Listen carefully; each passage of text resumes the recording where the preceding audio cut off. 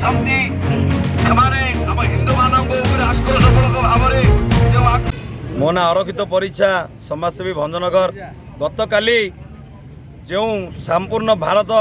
ସ୍ତବ୍ଧ କରିଦେବା ପରି ଏକ ଖବର ହଠାତ୍ ସାମ୍ନାକୁ ଆସିଲା कि जम्मू काश्मीर पहलगाम ठारे आतंकवादी माने आमर भारतीय हिंदू पर्यटक मानू किपरि भाव मर्मन्तुद भाव गुली करी हत्या करिसेंती सेमानंकु धर्म पचारि पचारि हत्या करिसेंती। आज संपूर्ण भारत रे हिंदू मानकर लोमो टांकरी उठी हिंदू होउचंती भारत होउची बहुजन हिताय बहुजन सुखाय ये देवभूमि वेदभूमि आर्यभूमि रूपे आमर भारत वर्ष परिगणित। तेणुक यही रोहिंग्या माने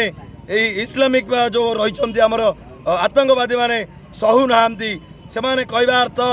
आमे जहाँ पूजा करूँ गो माता रूपे जार लोम ठार आरंभ कर खुरा पर्यंत से मारी खाइबे आमे प्रश्रय देव एटा केबे भी है संभव हो पार ना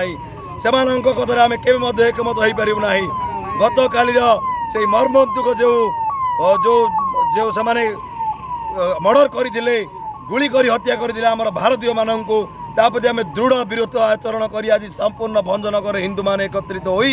एक कैंडल शोभा यात्रा करी प्रदीप प्रज्वलन करी तांकर अमर आत्मार सद्गति करूछु। आमर थिला सशस्त्र संग्राम प्रस्तुत होगा दुख परितापर विषय गतकाली श्रीनगर काश्मीर पहलगांव रे निरीह पर्यटक हिंदू परिवार को आतंकवादी माने पचारि पचारि आप क्या हिंदू है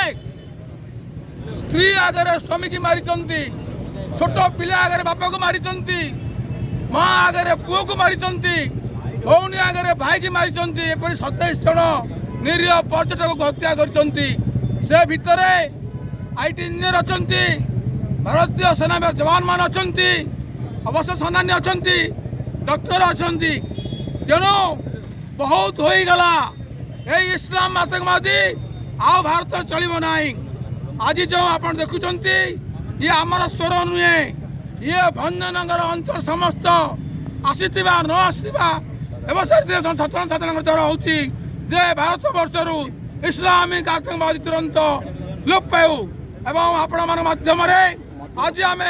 भारत सरकार को अनुरोध करुचु हे भारत सरकार 27 जनकर बलिदान व्यर्थ जीव ना।